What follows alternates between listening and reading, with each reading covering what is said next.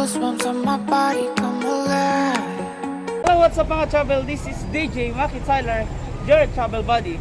For today's video mga travel, i-feature natin ang Bisita Iglesia 2023 kung saan pupuntahan natin yung mga oldest churches here in Albay.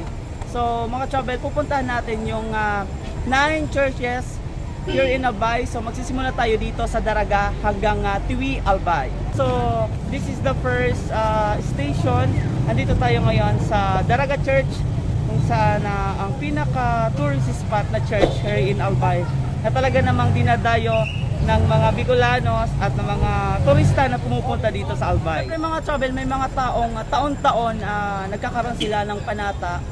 Ito yung tinatawag nating Bisita Iglesia. So ngayon mga travel, dito sa Daraga Church is sobrang napakadami na ng tao.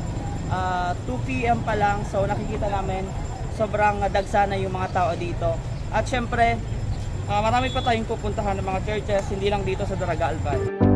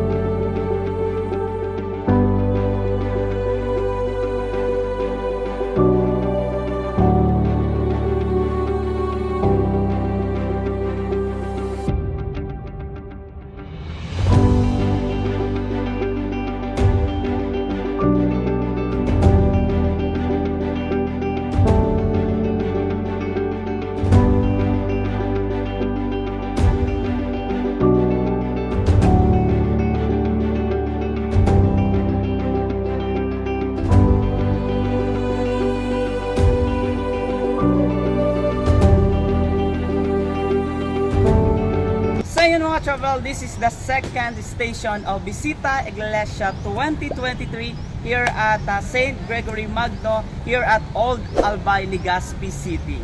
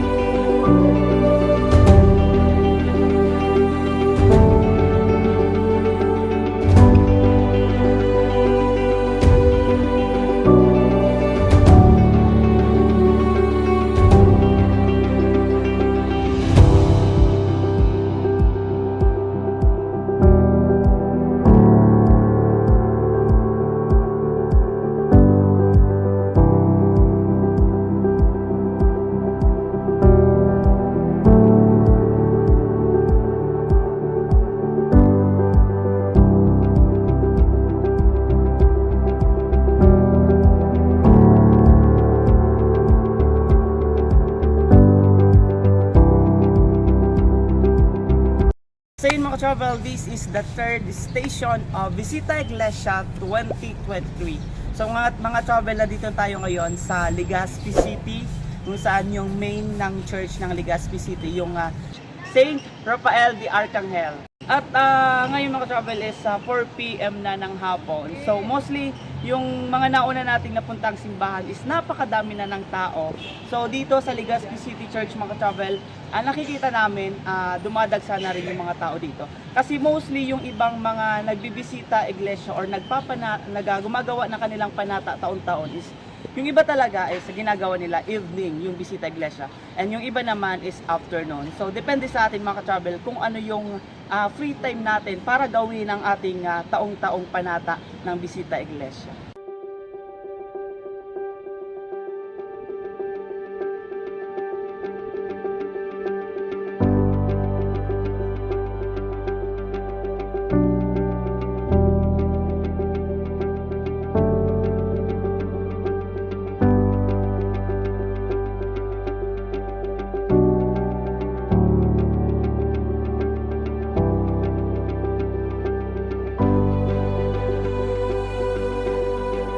Mga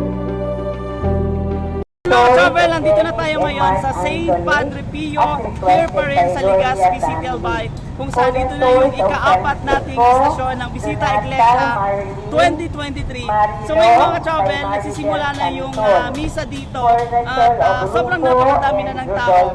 Ayan, sa apat na istasyon natin napuntahan, ito na yung pinakamaraming tao kasi ito yung mostly dinadarayo ng mga tao kasi ano siya, bagong church pa lang dito sa Legazpi City, kaya naman talagang pinupuntahan at dinadagsa ng mga nagbibisita iglesia ngayong taon.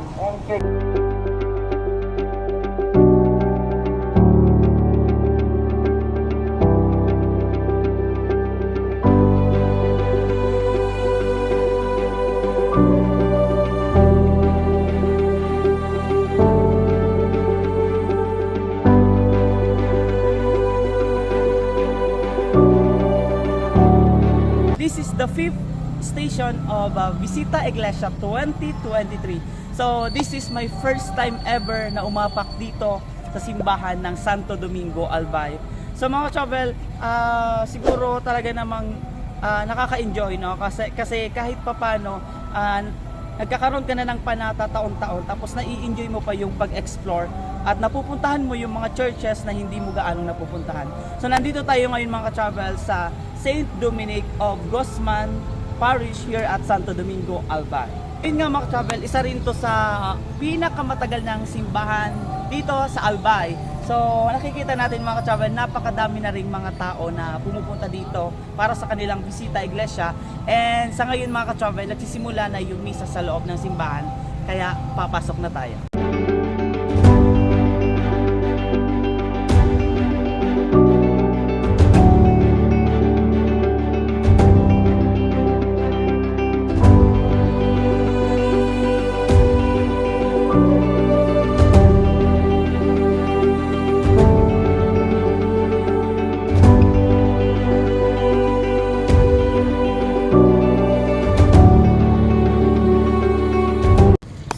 Travel, ito na yung ika-anim nating istasyon dito sa ating Bisita Iglesia. Nandito tayo ngayon sa Mount Carmel Malilipot Church. Ayan, kung saan nakikita nyo sa aking likuran ang old or kauna-unang pagsimbahan, isa rin sa kauna-unang simbahan dito sa Albay.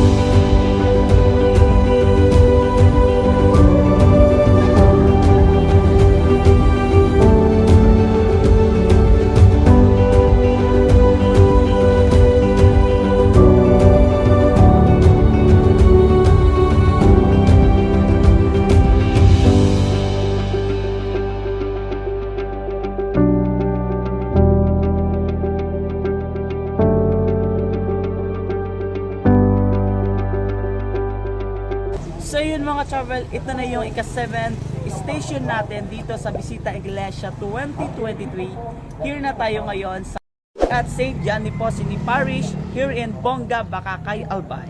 Kung saan mga travel, isa din sa pinaka-dinadayong simbahan dito sa Bakakay, Albay. Kasi kung hindi na tayo makakapunta ng sentro ng Bakakay, dito itong Bongga Bakakay Church is along the road lang going to Tabaco. Kung galing kayo ng Legazpi, talagang madadaanan nyo na yung church na to. Kung galing naman kayo ng Tabaco, along the road lang here at Bongga. So mga travel, makikita natin yung kakaibang disenyo ng kanilang simbahan dahil kakaiba siya sa mga napupunta natin simbahan. No? So ito yung Bongga Church is isa rin sa simbahan na bago pa lang dito sa Albay.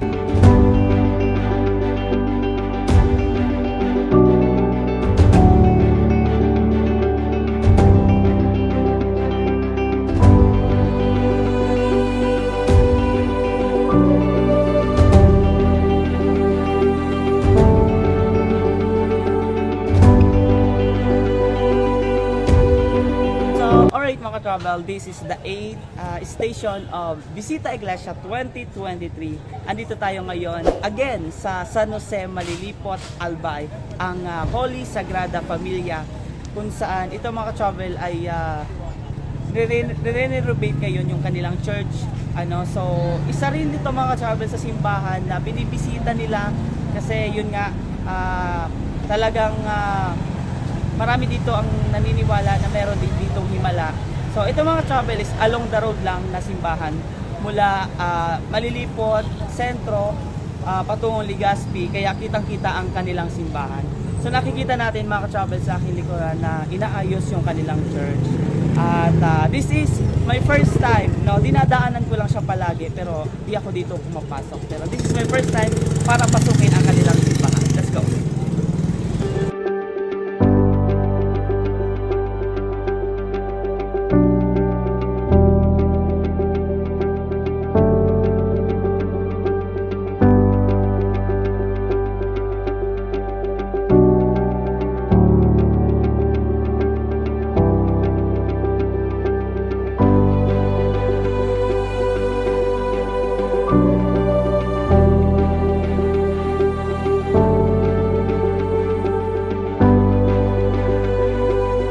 Kompleto natin ang ating 9 Church of Visita Iglesia 2023. So nandito na tayo ngayon mga travel sa bayan ng Tiwi, Albay, kung saan marami din mga churches dito gaya ng Huruan, and nandito tayo ngayon sa pinaka-main ng simbahan nila, kung saan merong ding mga sinasabi or mga nasasabing milagrosa din ang kanilang simbahan. Kaya naman mga travel, ito na yung ating last churches na pinuntahan. So let's go!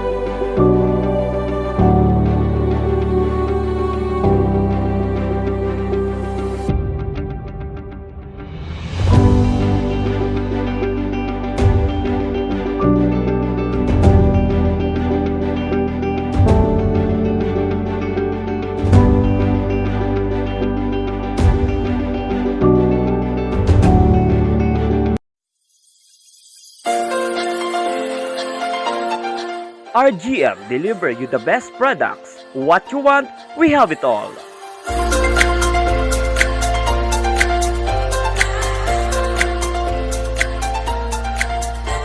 RA The Flower Express. Express your love across the miles.